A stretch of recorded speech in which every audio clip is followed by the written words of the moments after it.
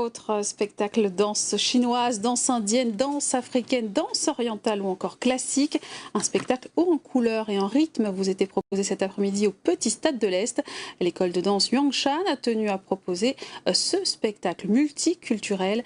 Dans le public, Rabia Issa et Alexandra Pêche. Pour certaines d'entre elles, c'était leur première représentation en public et le rendu final frôle la magie. Toutes les écoles de danse de Lille étaient réunies au Stade de l'Est cet après-midi sous un même drapeau, celui de la Chine, un gala haut en couleurs qui laisse le public sans voix. C'était très super, c'était très joli, le mélange de toutes les danses avec la Chine. C'était vraiment une fusion super, rien à dire. Trop top. Les couleurs, franchement, non, rien à dire. De la danse classique à la danse orientale, les genres fusionnent pour donner un résultat envoûtant.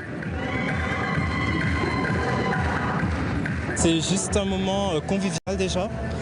Puis il y a plusieurs cultures qui se rencontrent et ça donne de la pêche. On voit différents mouvements, différents chorés. Voilà, il y a un peu de tout et c'est génial. Chine en fusion suscite de nombreuses vocations. En début de saison, les inscriptions se multiplient.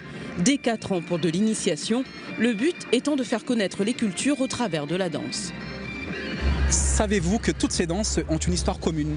Les connaisseurs sauront vous dire que la danse indienne, la danse africaine, la danse brésilienne, la danse chinoise, la danse orientale, ont dans leur histoire des points communs, autant dans leur gestuelle que dans leurs origines.